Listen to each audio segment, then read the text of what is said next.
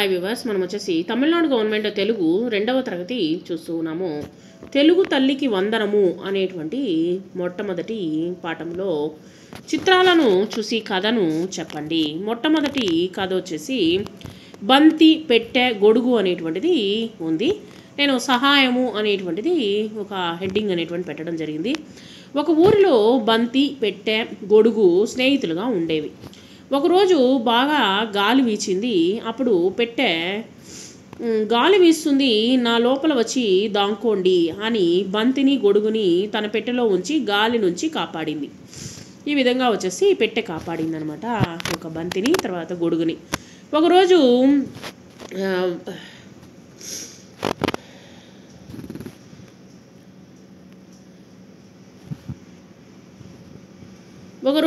ముగ్గురు వచ్చేసి నదిని దాటవలసి వచ్చిందనమాట. బంతి తనపైన పెట్టెను గొడుగును పెట్టుకొని మోస్తూ నదిని దాటింది. ఈ విధంగా బంతి దొర్లుతూ వెళుతుంది కదా, బాగా తేలుతుంది, నీటిలో తేలుతుంది కాబట్టి దానిపైన పెట్టుకొని అట్లాగే ఈదుకుంటూ వాటి రెండింటిని కాపాడింది అనమాట. పెట్టెను, తర్వాత వచ్చేసి గొడుగుని కాపాడింది. ఒకరోజు బాగా వర్షం పడుతూ ఉంది. అప్పుడు వచ్చేసి గొడుగు పట్టింది పెట్టెకు బంతికి. ఈ విధంగా ఒకరికొకరు సహాయాన్ని అందించుకున్నారు. కాబట్టి ఇక్కడ నీతి ఏమిటి? ఒకరికొకరు ఆపద సమయంలో సహాయపడాలి అనేటువంటిది, స్నేహితులు అనేటువంటిది సహాయపడాలి అనేటువంటిది ఈ కథ ద్వారా మనకు అర్థమైంది. తర్వాత 2వ కథని చూద్దాము. చిత్రాలను చూసి కథ చెప్పండి. 2వ కథ ఏంటంటే, ఒక ఊర్లో ఒక రాజకుమారి ఉంది. ఆవిడ వచ్చేసి ఒక రోజు తన చెలికత్తెలు అంటే స్నేహితులు అనమాట, స్నేహితులతో కలిసి స్నానానికి చెరువుకు వెళ్ళింది. స్నానం చేస్తూ ఉంది. తన యొక్క బట్టల పైన తన రత్నహారాన్ని ఉంచి ఉంది. అదే చెరువులో గట్టును వచ్చేసి అక్కడ రత్నహారాన్ని ఉంచేసి వెళ్ళిపోయింది అనమాట. స్నానానికి వెళ్ళింది. అక్కడ అదే చెరువు గట్టున ఒక చెట్టు ఉంది. అక్కడ కాకి జంటలు తమ పిల్లలతో నివసిస్తూ ఉండేవి, చక్కగా సంతోషంగా నివసిస్తూ ఉండేవి. అదే చెట్టు త్వరలో ఒక పాము ఆ పక్షి పిల్లలను, కాకులు ఆహారం కోసము బయటకు వెళ్ళినప్పుడు ఆ కాకి పిల్లలను పాము మింగేసింది.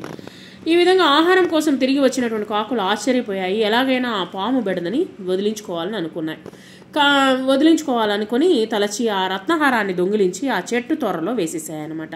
చెట్టు త్వరలో దాంకొని ఉంది పాము అనమాట. సో చెట్టు త్వరలో నుంచి ఈజీగా వచ్చి ఆ యొక్క కాకి పిల్లలను తినేసింది.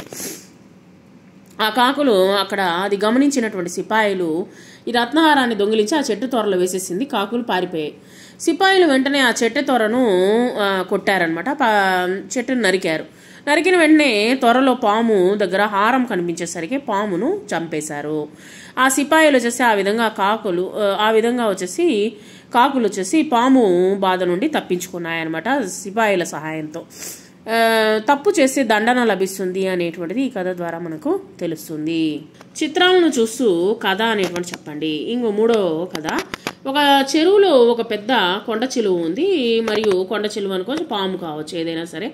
మరియు 3 కప్పలు నివసిస్తూ ఉండేవి. 4 ఉన్నాయన్నమాట అక్కడ.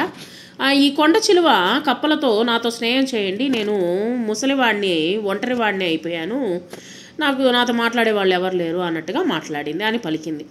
అయినప్పటికీ పాముకు కప్పకు అసలు పడదు. సరే, ఇదేదో ముసలిది కదా అనుకొని స్నేహం చేయడం ప్రారంభించింది ఈ కప్పలు పాము పైన ఎక్కి ఎగరడము, గెంతడము మొదలుపెట్టాయి.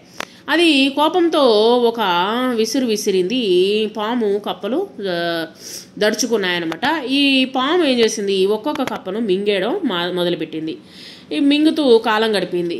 ఇక్కడ వచ్చేసి చివరిన అన్ని కప్పలు మింగేసింది. పాము ఒకే ఒక రాజు కప్పను తప్ప నన్నేమి చేయొద్దు అనుకుంది.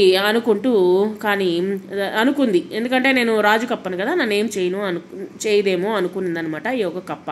కానీ చివరన దాన్ని కూడా మింగడానికి ప్రయత్నించింది పాము. అక్కడ నుండి తప్పించుకునేదానికి పారిపోయింది ఈ యొక్క కప్ప. సో ఈ విధంగా ఈ కథ ద్వారా మనకి ఏమర్థమైంది, దుర్మార్గులతో లేదా దుష్టులతో స్నేహం అనేటువంటిది చేయకూడదు అనేటువంటిది అర్థమైంది. తర్వాత మనకు వచ్చేసి ఇక్కడ అచ్చులతో కూడినటువంటి పిచ్చుక బొమ్మని గీమని ఇవ్వడం జరిగింది. ఆ ఇ ఈ ఉ ఊ రు రు ఏ ఏ ఐ ఓ ఓ ఔ అం అహా పిచ్చుక బొమ్మని గీయండి. తర్వాత కుక్క బొమ్మను గీస్తూ రంగులు అనేటువంటిది వేయండి. సో ఈ విధంగా మనం వచ్చేసి కథలను గురించి తెలుసుకున్నాము. 1వ తరగతిలో వచ్చేసి మనము అనేకమైనటువంటి మనము అక్షరాలని పదాలని తెలుసుకున్నాము.